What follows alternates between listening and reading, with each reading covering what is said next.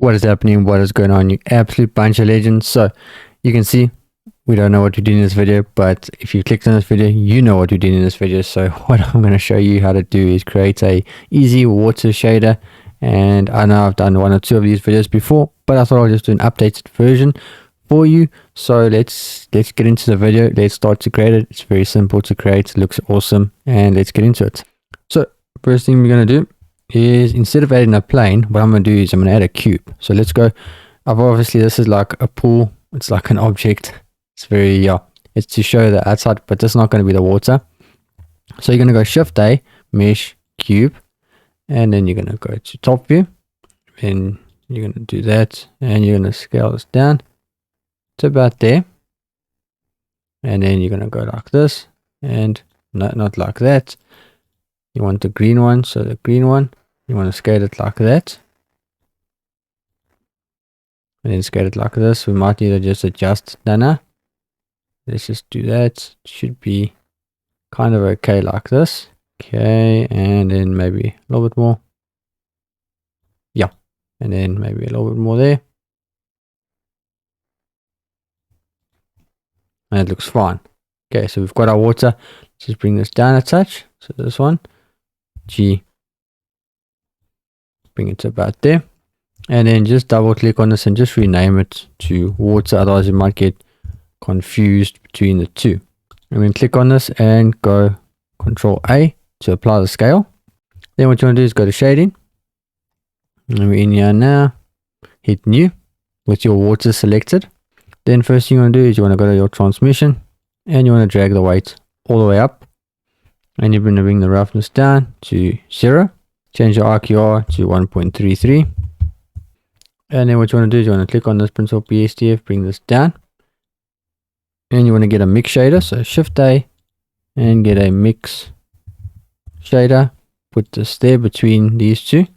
Plug this one into the bottom one, and then bring this down. Go Shift A and get a transparent BSDF. And you're going to plug this BSDF into the shader of there, and then put this here, and then go Shift A and get a layer weight node. And then you want to plug your face into the factor, and you can see what's happening now. It's looking kind of good. And you can play with your blend. I'm just going to zoom in, and if you play like that, you can see what happens. And then what you want to do is move here, and you can close your transmission.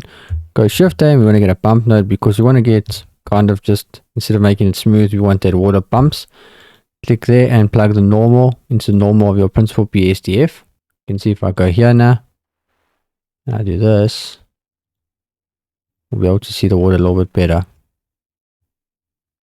First thing I'm going to do is I'm just going to change this material and just make it a little bit darker. So hit new, bring this down, just so we can see the water a little bit better. And then go back to your water, and then Shift A, and we want to get a noise texture. And then you're going to plug your factor into the height like this. And then what you want to do is you want to bring the strength down to 0.23. And then you want to bring the scale up to like 150 of your noise texture. And now it looks something like that. And if I add a material to this, so don't worry about this, but just going to throw in a real time, like a concrete material. So just give me a second.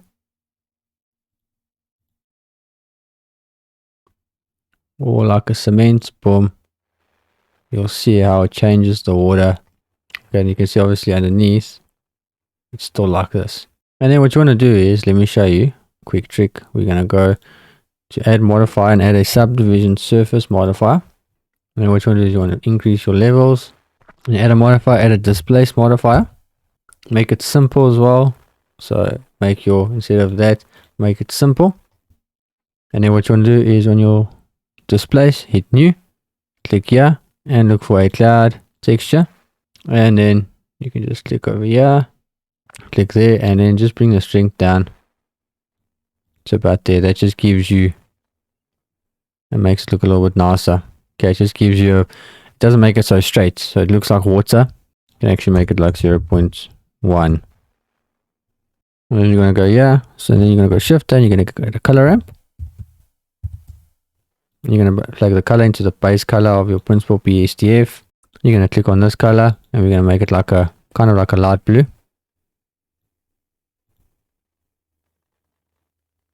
Maybe make it kind of like a darker blue. And then this, make it like kind of like a greeny color. And then go shift A and get a gradient texture. Plug the color into the factor of your color ramp. You can see what it's doing there, starting to look a lot nicer. And you can change your color, so obviously you need to play if you want your water to be a little bit like this, or if you want it to be kind of like another kind of blue, you got that as well. It's up to you. And then you can just crush this in and you've got something looking like this now. And then what you can do is you can go shift A and you can get a volume scatter node. And you can plug the volume into the volume of your material output. And then change this from this to there. And look how nice that looks now. And there we go. That is the video. So that is the water. I think it looks really good. I think it looks, yeah, I think it looks amazing. And let's go back to layout. Right click there.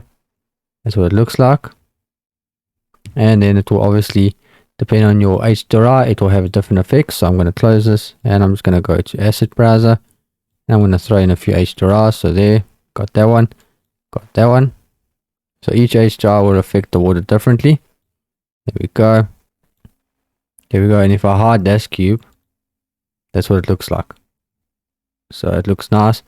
I think it looks like water. I think it looks good. And yeah, what I'll do is I'll upload this to the Patreon. So if you are a member, you can just download it for yourself and then you can start to use it. Hopefully you're going to, yeah, hopefully enjoy the video. Make sure you hit the subscribe button. And like I said, feel free to check out the Patreon. See you in the next video. Peace.